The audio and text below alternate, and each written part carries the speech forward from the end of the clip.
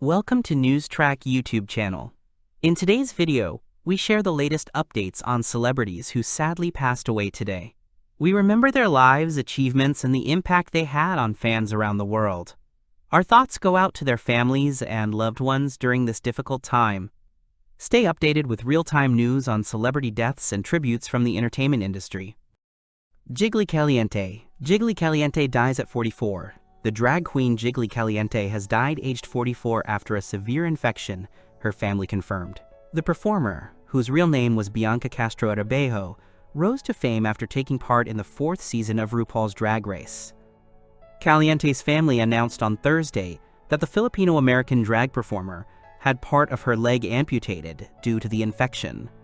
Her family wrote on Instagram that she was cherished by many for her career and died on Sunday at 4:42 a.m., surrounded by her loving family and close friends. On Instagram, the BBC Radio 2 DJ and RuPaul's Drag Race judge Michelle Visage wrote, "My Jiggles, the laughter was endless, our talks were special, your energy was contagious. You were and remain so very loved. This world has lost an angel, and we want you to soar high. I love you so much, honey." A statement from Caliente's family said the star was a luminous presence in the worlds of entertainment and advocacy, adding that she would be deeply missed and eternally remembered. Her family said she touched countless lives through her artistry, activism, and the genuine connection she fostered with fans around the world. Though her physical presence is gone, the joy she shared and the space she helped create for so many will remain forever. After publicly coming out as transgender, Caliente was a contestant on RuPaul's Drag Race All-Stars Season 6 and was set to judge the latest season of the spin-off program Drag Race Philippines, after being appointed as a judge when the show began airing in 2022. A statement shared by the show and producers World of Wonder on social media said they were devastated and asked for Caliente's family to be given the privacy and space to grieve their tremendous loss. They added, "Jiggly's humor, love, and light touched so many in the Drag Race family and beyond. Her legacy will continue to uplift the communities she advocated for." Born on the 29th of November 1980, Caliente moved from the Philippines to New York when she was a child. She was praised in her first Drag Race series by the judges for her sense of humor and impressive lip syncs when she battled not to leave the competition early, while also struggling with sewing garments during some challenges. She was eliminated before the final, with Sharon Needles going on to be crowned champion in 2012. Since the franchise began in 2009, the reality show has been hit by the deaths of RuPaul's Drag Race UK stars Cherry Valentine, 28, and the Vivienne, 32, as well as US competitors Sahara Davenport, 27, and Chi Chi DeVayne, 34. Philip Lowry. Philip Lowry dies at 88. Original Coronation Street star Philip Lowry has died aged 88. Lowry, who appeared aged 24 in the first episode of the soap in 1960 as the ITV soap's original bad boy Dennis Tanner, died on Friday. His publicist Mario Renzullo said, "My client and very dear friend, Philip Lowry, the beloved actor renowned for his role as Dennis Tanner on Coronation Street, passed away yesterday at 88. Renzullo's statement said on Saturday, the 26th of April. His death marks the end of an era for the world's longest-running soap, where he became a cornerstone of its storytelling. Dennis Tanner became something of a national heartthrob when he was introduced more than 6 decades ago. The son of Elsie Tanner, he moved in with his mother after being released from prison, leaving Coronation Street in 1968 after marrying Jenny Sutton and relocating to Bristol.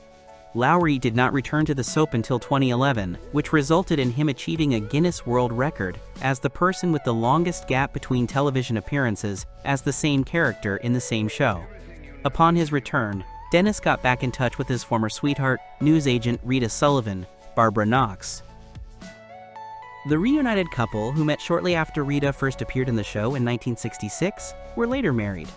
Lowry departed Coronation Street again in 2014, and was killed off without making another appearance. The actor originally auditioned for the role of Ken Barlow, which went to William Loach. Dennis and Ken would end up as regular sparring partners. Born in Ashton-under-Lyne near Manchester, he attended the Royal Academy of Dramatic Art, RADA, after his mother saved up for his school fees. His earliest roles were in the West End opposite Dame Margaret Rutherford and Peggy Mount in the play Farewell, Farewell, Eugene. He also appeared with Victoria Wood in several of her comedy shows, including Pat and Margaret, Live in Your Own Room, Victoria Wood as Seen on TV, and Victoria Wood's All Day Breakfast. Lowry later returned to the stage and the Naughties in 2010s for roles in Agatha Christie's The Mousetrap and The Lady Vanishes.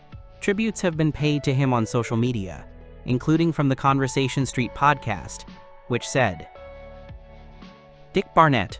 Dick Barnett dies at 88. Tennessee State basketball trailblazing player Dick Barnett, who also played 14 years in the NBA, died on April 26th. He was 88. Barnett became the first black player named to the NAIA All-American team in 1957, playing at Tennessee A&I State University, which later was renamed Tennessee State. He made the All-America team again in 1958 and 1959, and became TSU's all-time leading scorer with 3,209 career points. Barnett led TSU to the NAIA National Championship in 1957, 1958, and 1959.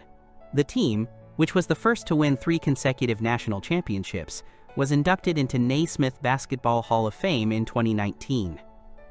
Known for their fast-breaking and extreme discipline, they dominated their opponents with high-scoring and smothering defense, according to a release at the time from the Naismith Basketball Hall of Fame. Led on the court by John Rabbit Barnhill and Dick Barnett, the team also broke social barriers as they traveled to national tournaments and challenged segregation. Barnett was the most valuable player in the 1958 and 1959 NAIA national tournaments. He was inducted as an individual to the Naismith Basketball Hall of Fame in 2024. Barnett, a Gary, Indiana native, was the 4th player selected in the first round of the 1959 NBA draft by the Syracuse Nationals. He played 3 seasons with Syracuse, 2 with the Cleveland Pipers, American Basketball League, 3 with the Los Angeles Lakers, and 9 with the New York Knicks. He was an NBA All-Star in 1968 and helped lead the Knicks to the 1970 and 1973 NBA championships. Barnett scored 15,358 career points in the NBA, had 2,812 rebounds, and 2,729 assists. Barnett's number 12 uniform number was retired by the Knicks. His number 35 TSU uniform number was also retired by the school.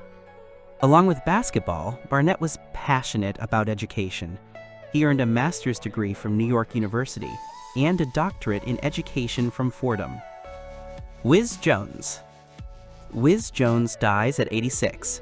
I hope his wonderful music will live on and continue to make the world a richer place, wrote the artist's son, Simeon. British folk singer-songwriter Whiz Jones has passed away. The musician died on Sunday morning at Trinity Hospice, 2 days after his 86th birthday, as announced by his family in a social media statement.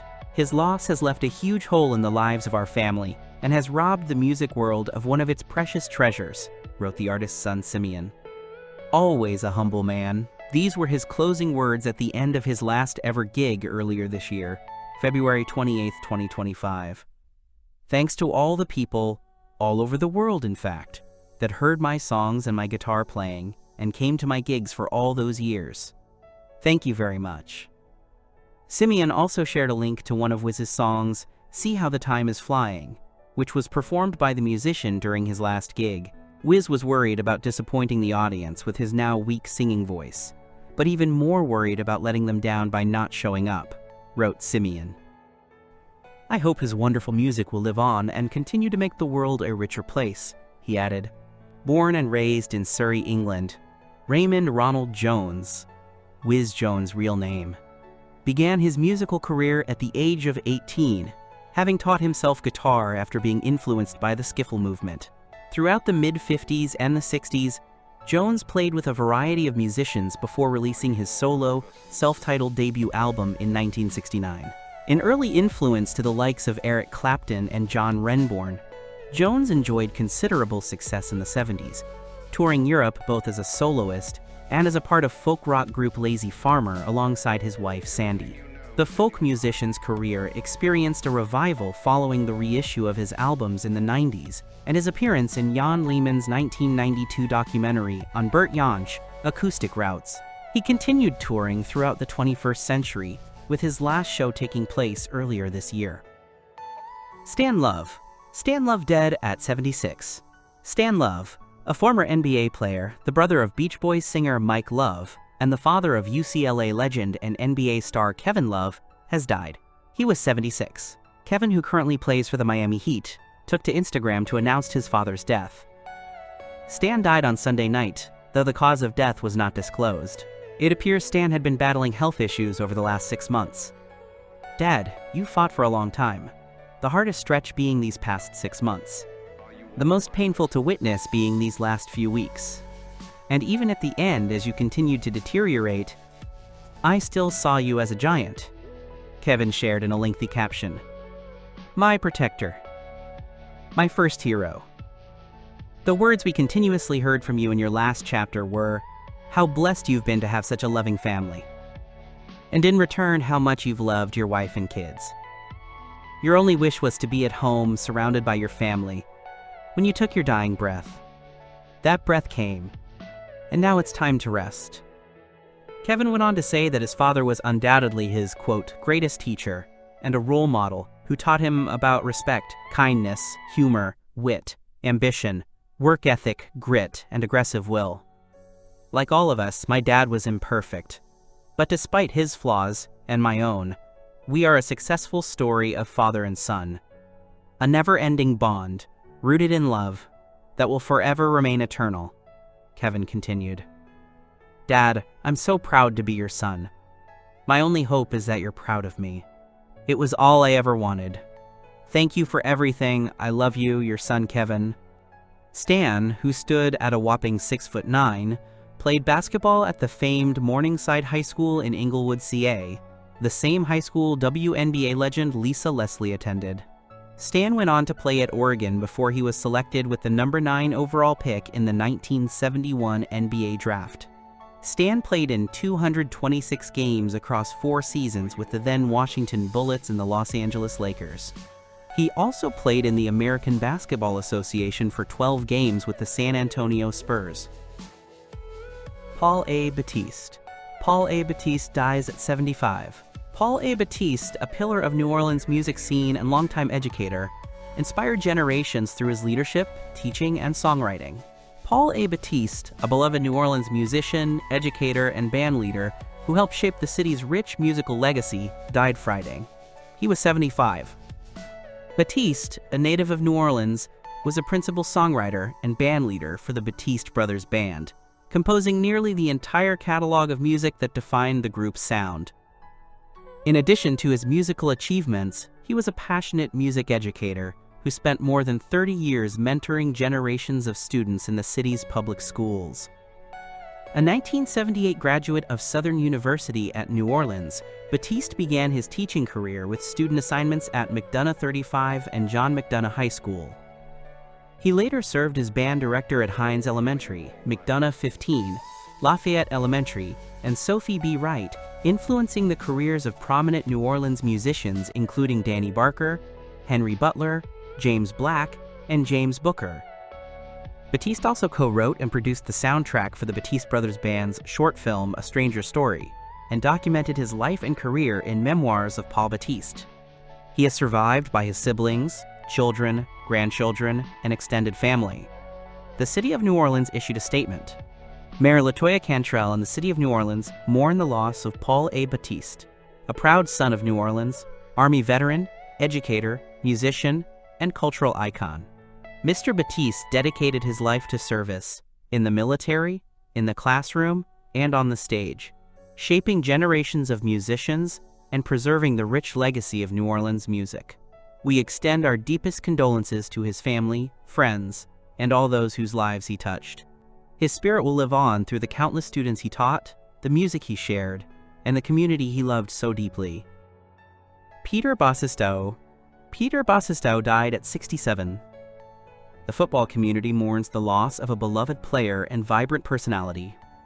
The AFL and WAFL community is mourning the death of former Carlton and Perth favorite Peter Bossestow, aged 67. A member of the WA Football Hall of Fame, Bossestow, passed away in Perth on Monday morning following a battle with rectal and liver cancer. Known affectionately as The Buzz, Bossestow was renowned for his incredible highlight reel throughout a 13-season career with the WAFL's Demons and the VFL's Blues, including 2 premierships with Carlton in 1981 and 1982. His 1981 campaign included the extraordinary feat of winning both the VFL's Mark of the Year and Goal of the Year in the same season, an achievement matched only by Richmond's Michael Mitchell in the league's history. Bossestow kicked 146 goals in 65 games at Carlton, winning 49 of those games in a dominant era for the Blues, before returning to WA in 1984 after his father, fellow former Blue Bob Bossestow, became ill. In total, Bossestow booted 379 majors in 141 WAFL appearances for Perth, including a role in the club's most recent premiership in 1977. He also represented WA 8 times for 17 goals before calling time on his career in 1987. His legacy was cemented when he was named on a half-forward flank in the Demons Team of the Century and earned his WA Football Hall of Fame induction in 2017. Perth president Adrian Barrich described Bossestow as a legendary figure who left a lasting mark on the game. Barrich stated, "Known affectionately as The Buzz, Peter thrilled fans with his electrifying style, spectacular high-flying marks, ferocious tackling, and unmistakable flair on the field." At both the Perth Football Club and Carlton, Peter Bossestow's career was marked by brilliance and passion.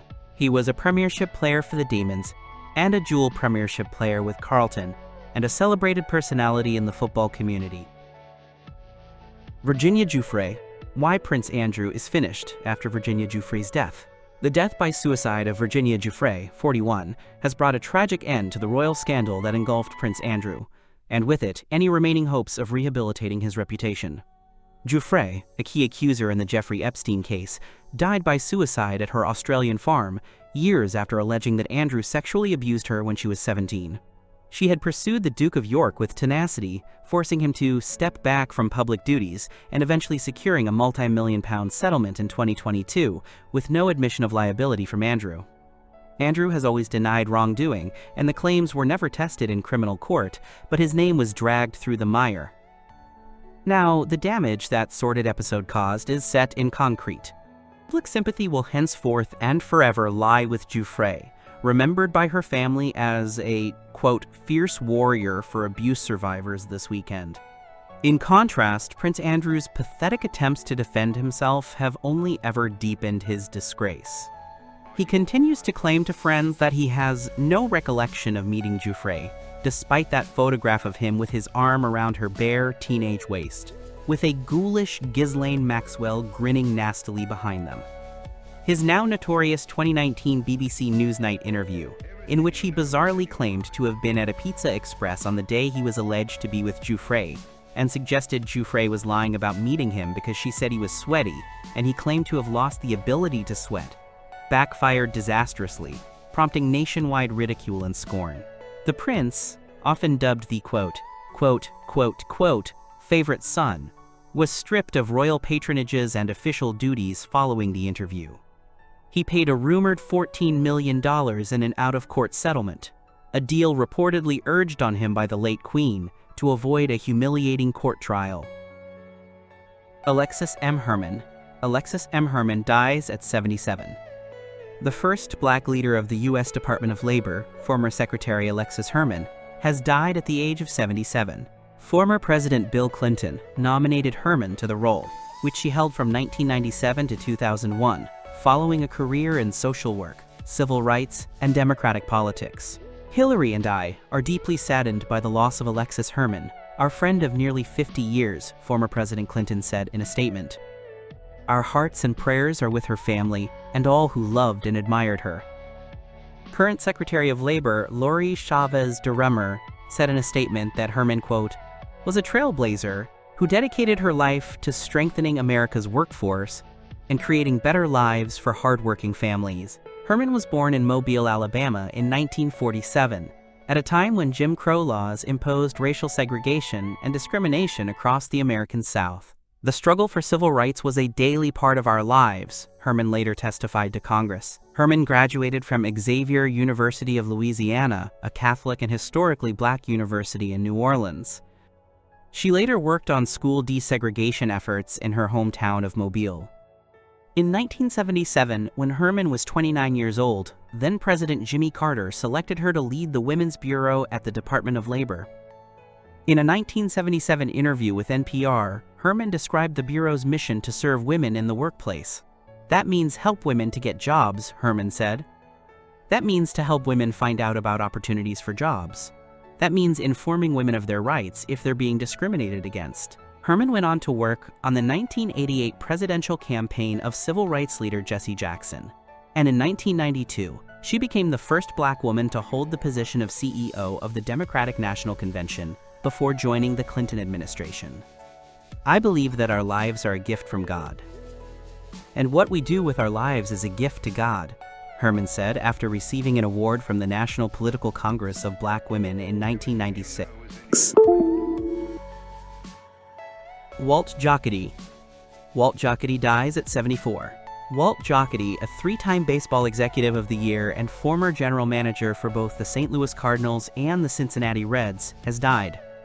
He was 74. Jocketty died Friday in the Phoenix area. Former Cardinals manager Tony La Russa told the team after speaking with Jocketty's wife, Sue. The Cardinals announced the death Saturday. Jocketty had been battling health issues for the several years. Before Saturday's 6-5 victory over the Milwaukee Brewers, the Cardinals held a moment of silence for Jocketty. The Cardinals won the National League Central Division 7 times under Jocketty's leadership. St. Louis also won National League championships in 2004 and 2006, and their 10th World Series title in 2006. The 2006 championship, with a team that won 83 games in the regular season, ended a 24-year drought. On behalf of the entire St. Louis Cardinals organization, I would like to offer condolences to Walt's family and his many friends, Cardinals chairman Bill DeWitt Jr. said in a statement. "Walt was our first GM when we purchased the ball club, and he helped to lead our baseball operations through some of the franchise's most successful and memorable years." Jocketty broke into baseball with the Oakland Athletics in 1980, winning a World Series ring in 1989.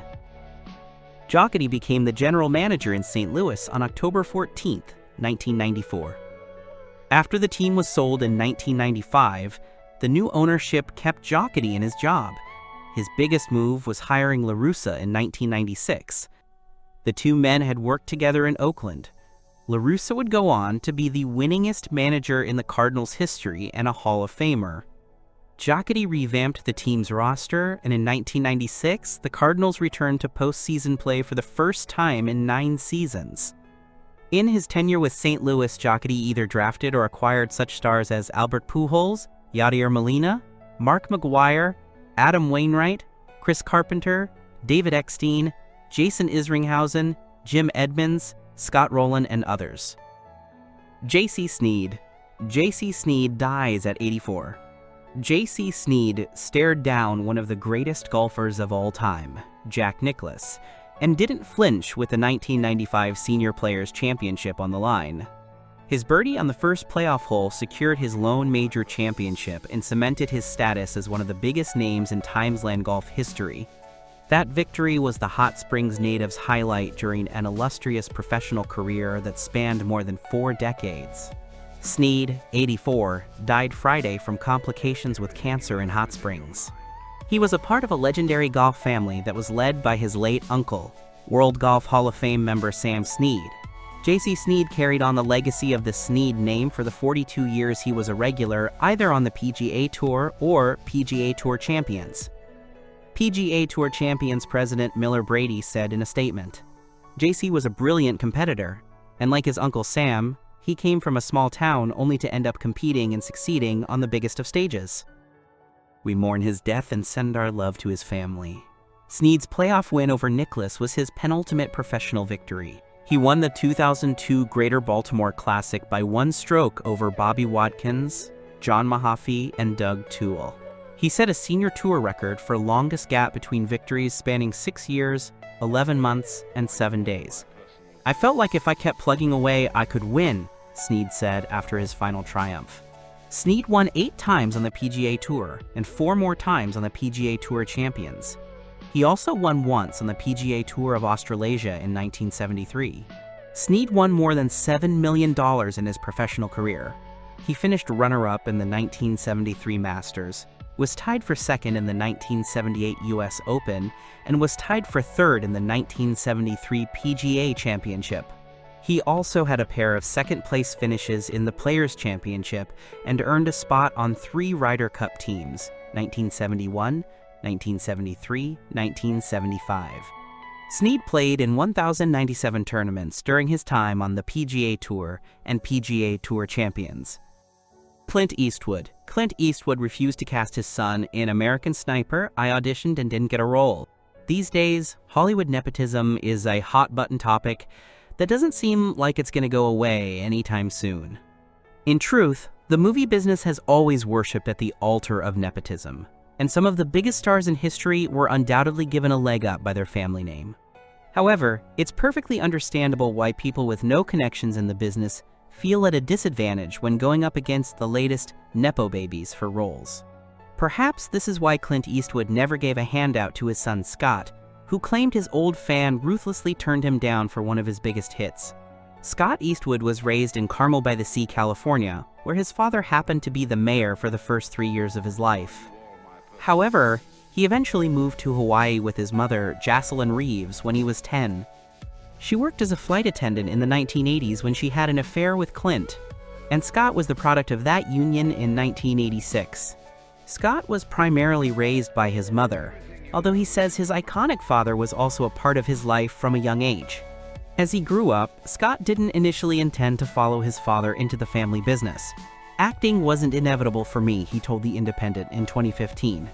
I've always wanted to do something that is active and engaging and helps people. I would have been a firefighter. However, he eventually developed a taste for performing, but didn't fully commit to it until 2010 because he found roles hard to come by.